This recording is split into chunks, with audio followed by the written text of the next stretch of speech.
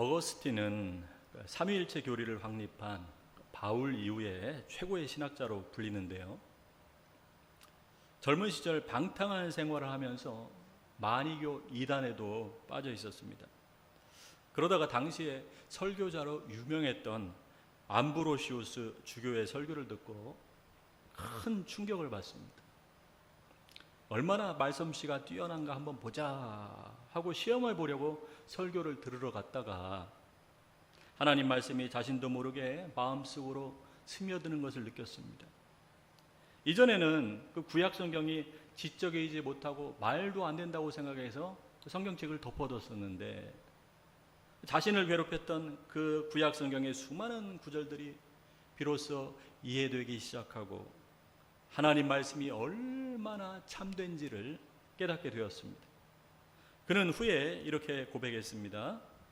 하나님은 암브로시우스의 입술을 통해 나를 당신께로 이끄셨다. 그 뒤로 그는 진리에 대한 갈망이 생겨서 이단을 버리고 방탕한 생활에서 벗어나서 결국 하나님을 만나 회심하게 되고 역사의 길이 남을 위대한 신학자로 거듭납니다. 누구든지 하나님을 만나면 인생에서 가장 큰 충격을 받게 됩니다. 아무리 흉악한 범죄자이고 아무리 구제불능의 사람일지라도 거룩하신 하나님을 만나는 순간 그 속에 경외심이 생기게 됩니다.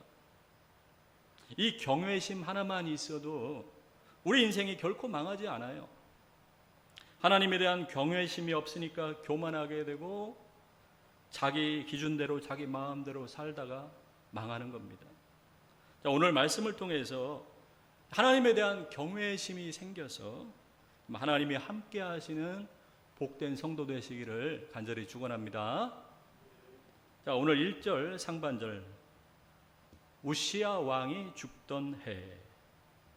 자, 이스라엘이 남북으로 분열된 후에 남유다가 제일 번성했던 때가 바로 우시야 왕 52년 동안입니다. 그런데 아수르 제국이 위협하는 그 상황에서 우시야 왕이 죽고 나니까 다 걱정하는 거예요. 이제 우리나라는 어떻게 되냐. 그러나 우시야 왕이 죽은 그때 이사야는 하늘에 참된 왕이 보좌 위에 앉으신 것을 봅니다. 자, 1절 우시야 왕이 죽던 해 내가 본즉 주께서 높이 들린 보좌에 앉으셨는데 그의 옷자락은 성전에 가득하였고. 자, 높이 들린 보좌에 앉으셨다는 것은 주님이 온 세상을 다스리시는 왕 중의 왕이시라는 것입니다. 주님의 옷자락이 성전에 가득했다는 것은 하늘 보좌에 앉으신 주님의 옷자락 끝만으로도 그 큰 위엄과 영광으로 성전을 가득 채웠다는 것이죠. 이 세상 어떤 왕과도 비교할 수 없는 크고 위대하신 주님이 이 세상을 통치하시고 계시기 때문에 아무리 세상이 악하고 혼란스럽더라도 걱정하지 말라는 거예요. 세상 나라는 다 망하더라도 하나님 나라는 굳게 서는 겁니다. 자, 2절 스랍들이 모시고 섰는데 각기 6날개가 있어 그 둘로는 자기의 얼굴을 가리었고 그 둘로는 자기의 발을 가리었고 그 둘로는 날며 서로 불러 이르되 거룩하다 거룩하다 거룩하다 만군의 여호와여 그의 영광이 온 땅에 충만하도다 하더라. 자, 천사들이 보좌에 앉으신 주님을 향해서 거룩하다 거룩하다 거룩하다 3번 찬송한 것은 죄가 하나 없이 절대적으로 순결하시고 실수 하나 없이 절대적으로 완전하신 하나님 뿐만 아니라 모든 것을 초월해 계시고 우주의 절대적인 권위를 가지시며 그 영광이 무한하신 이 모든 것을 포함해서 한마디로 거룩하다 이렇게 표현한 거예요.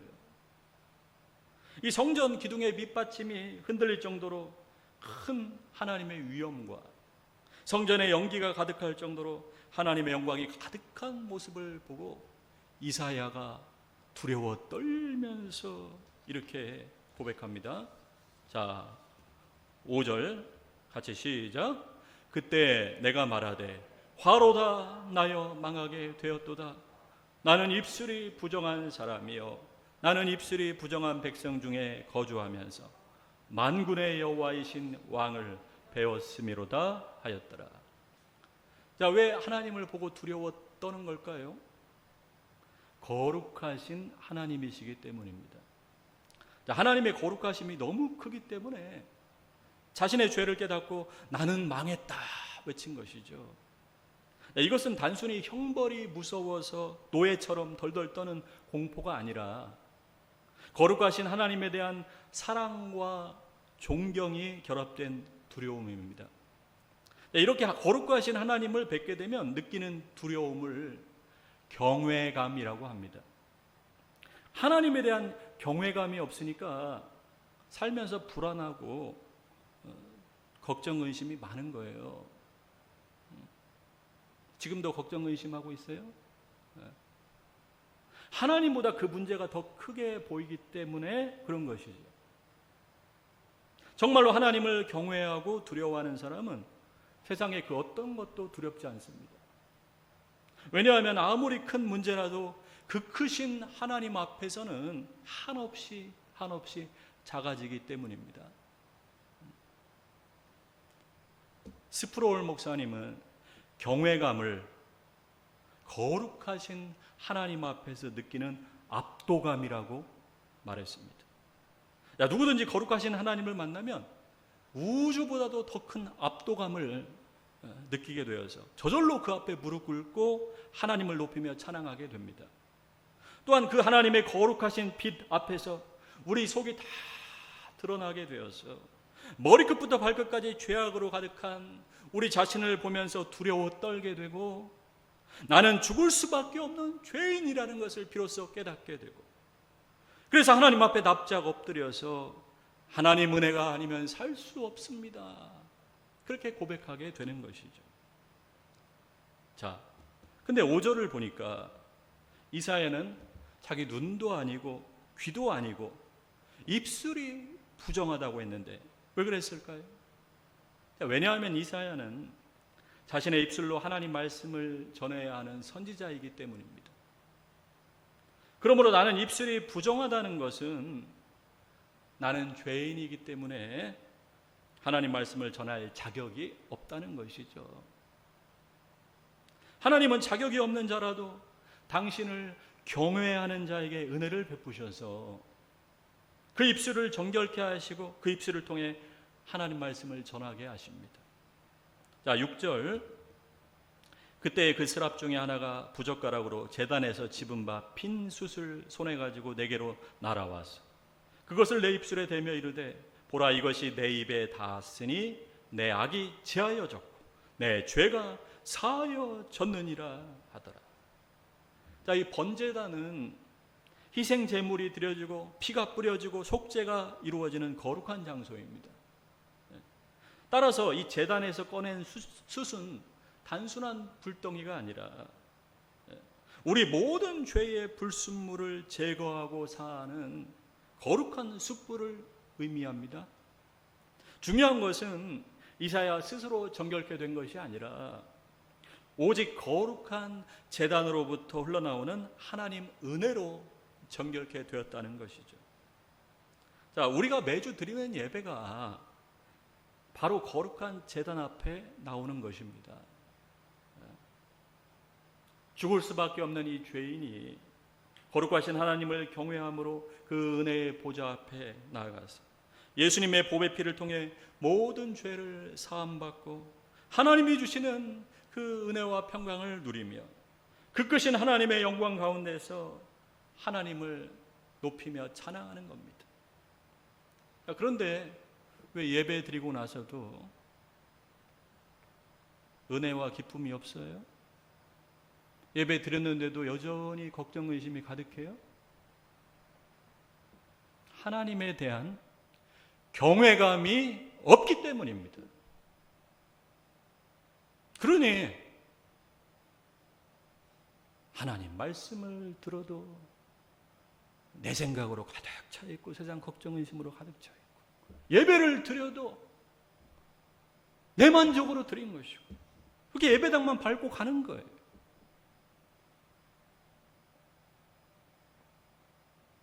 또한 하나님은 당신을 경외하는 자에게 귀한 사명을 맡겨주십니다.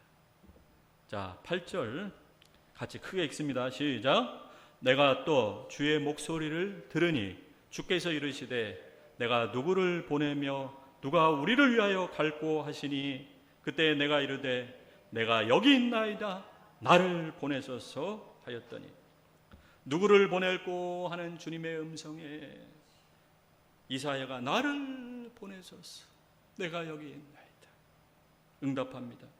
이처럼 사명은 하나님을 경외함으로 죄사함을 받고 은혜 받은 사람만이 받을 수가 있는 거예요. 하나님이 나 혼자만이 아니라 나를 통해 다른 사람까지 용서하길 원하시고, 나 혼자만이 아니라 나를 통해 다른 사람까지 구원하길 원하시는 것이죠. 그런데 이상한 것은, 하나님이 이사야를 백성들 가운데 보내시면서 이사야가 하나님 말씀을 아무리 전한다 해도 이 백성들이 결코 듣지 않을 것이라고 말씀합니다. 자, 9절. 여호와께서 이르시되 가서 이 백성에게 이르기를 너희가 듣기는 들어도 깨닫지 못할 것이요 보기는 보아도 알지 못하리라 하여 이 백성의 마음을 둔하게 하며 그들의 귀가 막히고 그들의 눈이 감기게 하라. 염려하건대 그들의 눈으로 보고 귀로 듣고 마음으로 깨닫고 다시 돌아와 고침을 받을까 하노라 하시기로. 여러분, 지금 이 시대에도 이런 사람으로 가득한 거예요. 지금 교회 안에서도 이런 사람이 가득한 거예요. 지금 이 시간도. 아니, 하나님께서 백성들의 귀를 막으시고 눈을 감기게 하셔서 이 백성들이 아무리 들어도 깨닫지 못하게 하신다면서 왜 이사야를 말씀 전하라고 보내신 걸까요? 자, 깨닫지 못하게 하신다는 것은 이미 마음이 완고해진 백성들에게 내려지는 심판의 선포입니다. 절대로 하나님은 경고 없이 심판하지 않으십니다. 하나님은 끊임없이 선지자들을 보내요. 이스라엘 백성들에게 돌이키라고 경고하셨죠. 처음에는 그들이 하나님 말씀을 듣고 양심에 큰 찔림을 받았겠죠. 그러나 그들은 마음을 굳게 닫고는 하나님 말씀에 귀를 막고 고개를 돌렸습니다.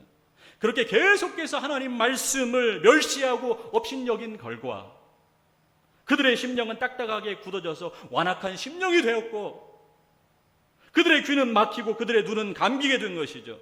하나님에 대한 경외감이란 전혀 찾아볼 수가 없는 거예요. 그래서 아무리 놀라운 말씀을 전해도, 설교자가 아무리 기도하고 준비하고 선포해도 들을 수가 없고 볼 수가 없게 된 것이죠. 그러니 하나님이 일부러 그들의 마음을 완악하게 만드신 것이 아니라 그들 스스로 하나님 말씀을 끝까지 거부하는 바람에 그렇게 우둔하고 완악하게 된 거예요. 그러므로 깨닫지 못하게 하신다는 것은 하나님을 경외하지 않고 이미 스스로 마음이 완고해진 그들에게 하나님께서 이제 심판을 확정짓고 선포하신 겁니다. 자, 이것은 하나님 말씀을 통해 그 사람의 마음을 드러내는 것과 같은데요. 자, 똑같은 햇볕이 비쳤는데 얼음은 녹게 되고 진흙은 딱딱하게 굳어버리죠. 자, 햇볕 자체가 진흙을 굳게 만드는 것이 아니라 그 진흙의 성질이 드러난 것이죠. 굳어지는 성질이 드러난 것이죠. 마찬가지로 하나님 말씀 자체가 그들의 마음을 굳어지게 한 것이 아니라 하나님 말씀의 빛이 그들에게 비칠 때 그들의 속마음이 드러나는 겁니다. 그 말씀을 듣고 양심이 찔릴 때 하나님을 경외하는 사람들은 하나님 앞에 무릎 꿇고 온 마음으로 회개하지만 경외감이 없는 사람들은 마음을 완악하게 해서 귀를 막고 하나님 말씀을 거부하는 것이죠. 이처럼 우리가 복음을 전해야 하는 이유 역시도 사람의 마음을 드러내기 위해서 복음을 전하는 겁니다.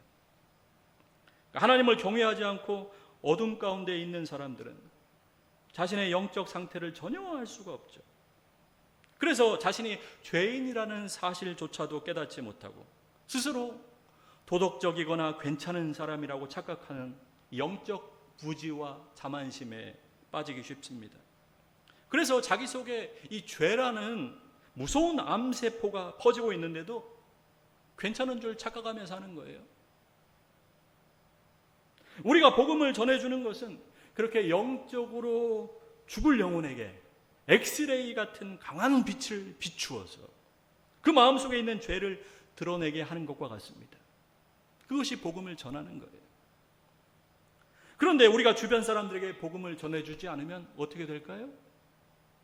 어둠 가운데 있는 세상 사람들은 자기 심령이 어떤 상태인지 전혀 알 수 없기 때문에 말씀을 듣고 자기 죄를 깨달을 기회조차도 얻지 못하는 겁니다. 그래서 로마서 10장 14절에 이렇게 말씀합니다. 그런즉 그들이 믿지 아니하는 일을 어찌 부르리요? 듣지도 못한 일을 어찌 믿으리요? 전파하는 자가 없이 어찌 들으리요? 그러므로 복음을 전하는 것은 심판의 선포이면서 동시에 회개의 초대입니다. 멸망하는 가운데서 하나님을 경외하는 그 남은 자들을 깨우치고 보존하려는 생명의 메시지입니다. 완악한 자들은 들어도 깨닫지 못하게 하여 죄사함을 얻지 못하고 심판에 이르게 하지만 하나님을 경외하는 자들은 듣고 깨달아서 죄사함을 얻게 하고 구원에 이르게 하는 것이죠. 여러분, 이게 지금 이 말씀을 듣고도 정말 심각하지 않다면 도대체 어떻게 된 거예요? 여러분, 하나님 말씀을 아무리 들어도 내가 깨닫지 못하고 완악하게 되고 그 변하지 않는다면은 내가 도대체 어떤 사람이라는 거예요, 지금? 네?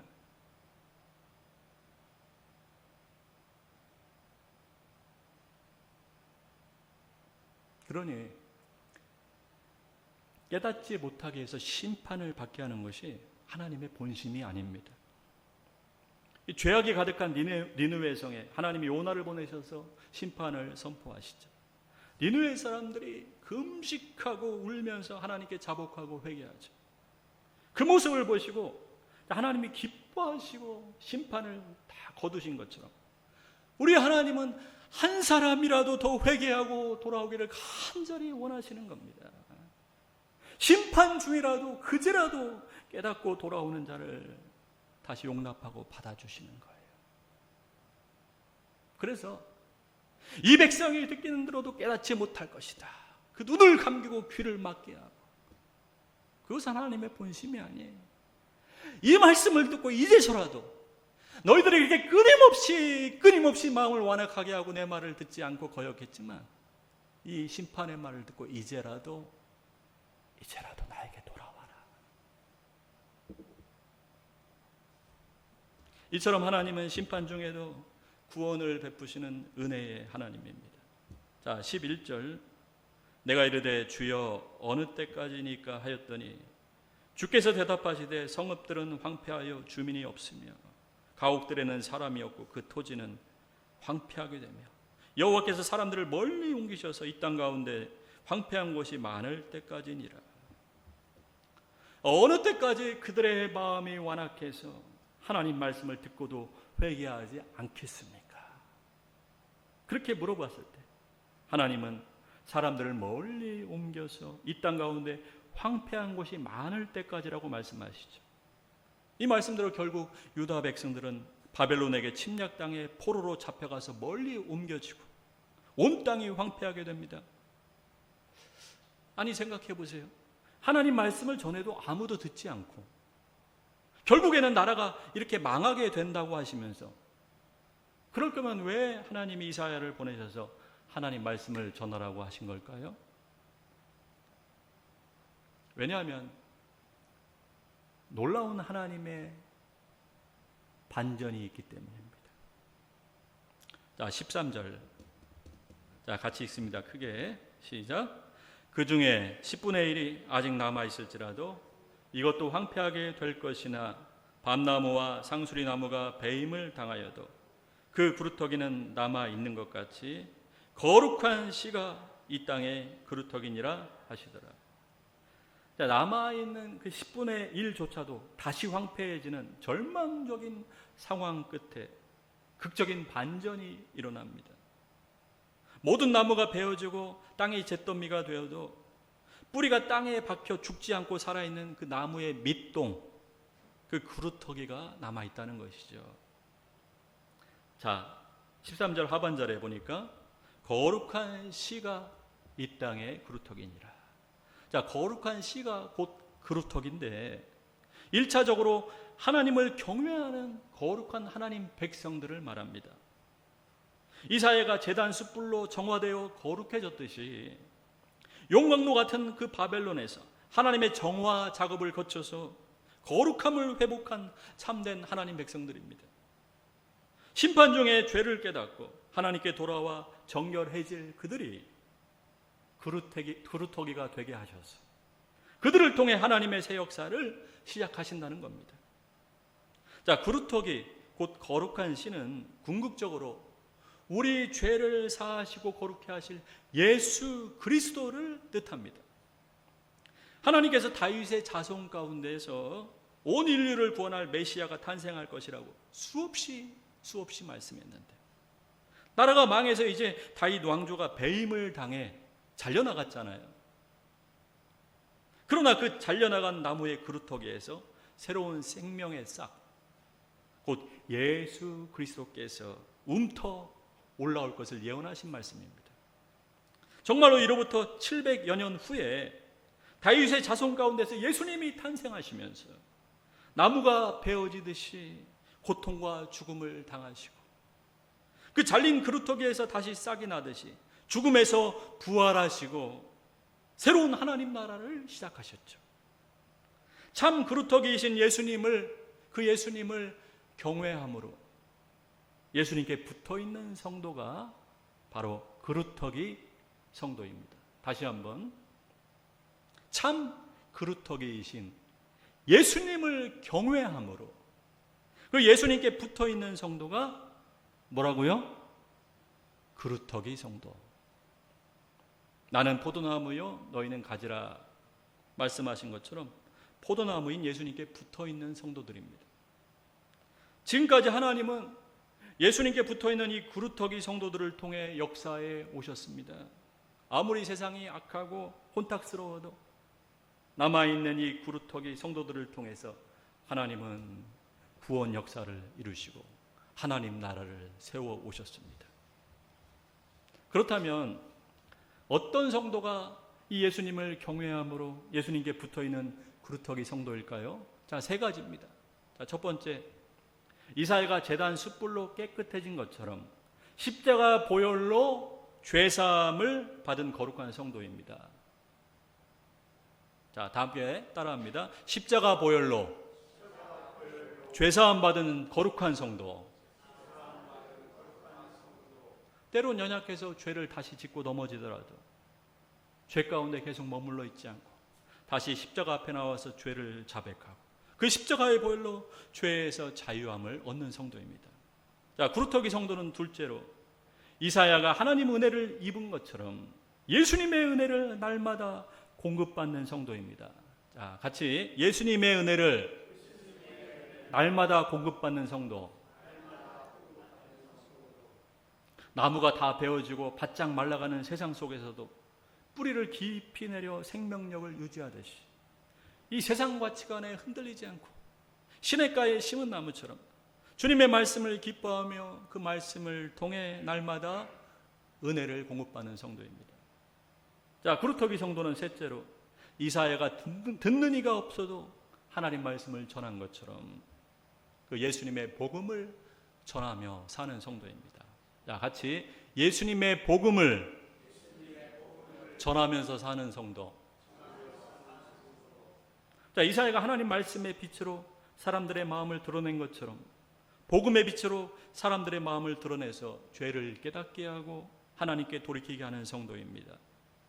잃어버린 양 한 마리를 찾았을 때 기뻐서 예수님이 어깨에 메고 춤을 추면서 잔치를 벌이신 것처럼 천하보다 귀한 그 한 영혼 한 영혼이 돌아오기를 간절히 기도하고 소망하면서 그 복음을 전하며 사는 성도입니다. 중국에는 자기 나라에도 종교의 자유가 있다는 것을 보여주려고 삼자 교회들을 곳곳에 세웠는데요. 십자가 대신에 중국 국기와 공산당 선전 포스터가 붙어 있고 예배와 설교 내용을 다 검열받아야 되고 예배 시간에도 공산당 찬가를 불러야 되고 성도들은 예배당에 설치된 안면인식 CCTV로 감시당합니다. 그런데 이런 정부의 방침을 거부하고 아예 드러내놓고 지하교회를 세운 분이 있는데 이른비 언약교회를 설립한 왕이 목사님입니다. 이 교회에서는 이 공산당 방침을 거부하고 주일 예배를 드릴 뿐만이 아니라 거리에 나가서 막 전도하고, 상상이 돼요. 중국에 거리에 나가서 막 전도를 해요. 인터넷을 통해서 설교 방송을 하고 성경 공부 그리고 문서 선교를 통해서 적극적으로 복음을 전했습니다. 2018년 12월에 중국 공산당은 이른비 언약교회를 급습해서 왕이 목사님과 사모님 그리고 성도 100여 명을 전격 체포했는데 왕이 목사님은 체포될 것을 미리 예견하고 신앙적 불복종 선언문이라는 글을 작성해 뒀습니다. 주요 내용이 이렇습니다. 나는 정치를 바꾸려는 것이 아니라 오직 예수 그리스도의 십자가 복음을 전하기 위해 복종하지 않는다. 정부가 나를 감옥에 가둘 수는 있어도 그리스도의 복음을 가둘 수는 없다. 당국은 교회 재산을 다 몰수하고 징역 9년을 선고해서 지금까지 왕이 목사님은 감옥에서 복역 중입니다. 왕이 목사님은 체포 전에 이런 설교를 했어요. 정부가 나에게 내린 판결은 하나님이 주신 영광의 면류관이다. 나를 가둠으로써 하나님은 더 많은 사람에게 복음이 증언되게 하실 것입니다. 그런데 정말 이 목사님 말씀대로 이루어지고 있습니다. 지난 2020년 교회 성도들 5,000명이 모여서 이런 내용의 선언문을 발표했어요. 자, 정부 관계자들은 이것이 하나님 앞에 죄라는 사실을 알지 못하는가? 이것이 권위를 남용하는 것임을 알지 못하는가? 그러나 그렇다 해도 우리는 당신들을 미워하지 않는다. 우리의 자비롭고 의로우신 하나님은 우리가 당신들을 위해 기도하고 당신들을 사랑하길 원하신다. 우리는 정부의 관리들과 이와 관련된 사법부 관계자들이 속히 회개하고 주님을 믿기를 원한다. 또 여러분들이 주 예수께서 십자가의 고통을 통해 모든 이들에게 열어주신 그 속죄와 죄사함에 관해 또 이를 통해서 얻을 수 있는 영생과 소망에 관해 알기를 원한다. 자, 그 뒤로도 수많은 성도들이 끌려가서 신문을 당하고 자기 집을 빼앗기는 등 당국의 수많은 탄압과 핍박 속에서도 성도들은 계속해서 지금까지 예배드리고 복음을 전하고 있습니다. 그러다가 올해 1월 중국 공산당은 중국 전역에서 비공식 지하교회를 대대적으로 소탕한다고 하면서 이른비 언약교회 리더인 리잉창 장로님과 사모님 그리고 다이즈차오 목사님 등 주요 지도자들의 그 자택을 급습해서 체포해 갔습니다. 그리고 얼마 전 6월 14일 주일날 쓰촨성의 한 호텔 회의실에서 비밀리에 예배를 드리던 이른비 언약교회 성도들에게 공안들이 난입해서 어린아이들을 포함해서 현장에 있던 성도 33명을 강제로 연행했습니다. 자, 공안은 앞으로 모이거나 예배하지 않겠다는 그 서명을 강요했지만 성도들은 이를 다 거부했습니다. 이 사건 직후에 이른비 언약교회는 성명서를 발표해서 당국의 억압에 굴하지 않겠다고 밝혔어요. 자, 세계는 우리가 겪는 시련을 수치스럽게 여길지 모르나 우리는 이것을 그리스도의 복음을 아직 듣지 못한 이들에게 전하는 영광스러운 증언의 기회로 여깁니다. 박해 속에서도 믿음의 자리를 지킬 것입니다. 자, 오늘 말씀처럼 예수님께 붙어있는 이 그루터기 성도들을 통해서 지금도 전 세계 수많은 지하교회 성도들이 큰 힘과 위로를 얻고 있습니다. 전 세계 여러 권위 있는 기관의 조사에 의하면 중국 당국의 통제와 삼자교회 등록을 거부하고 지하 가정교회에서 예배드리는 중국 기독교 성도의 수가 최소 5천만 명이 넘는다고 그럽니다. 5천만 명. 삼자교회 성도들 수보다 더 많은데요. 이들이 수많은 핍박 속에서도 삼자교회 등록을 거부하는 이유는 다른 것이 아닙니다. 그들 속에 주님을 경외하는 마음이 있기 때문입니다. 주님만이 나의 왕이시고 주님만이 나의 생명이시고 주님만이 나의 전부이시기 때문입니다.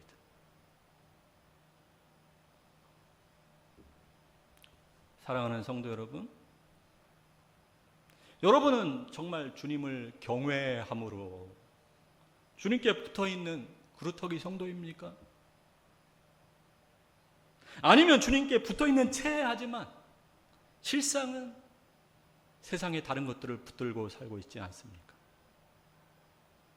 만일 주님께 붙어있지 않다면 지금 아무리 괜찮고 튼튼하고 화려해 보여도 결국에는 배임당하게 될 것입니다.